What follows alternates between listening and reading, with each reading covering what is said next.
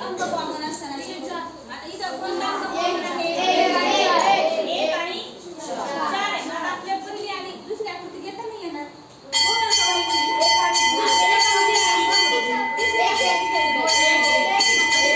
आहे. एक आणि इथे एक कॉमन आहे पहिल्या आकृतीत आणि तिसऱ्या आकृतीचा विचार करायचा आपल्याला. कॉमन काय आहे? दोन्ही आकृत्यांचा एक आपण लिहून ठेवला. एक नंतर आपल्याला जायचंय घड्याळाच्या काट्याच्या दिशेला.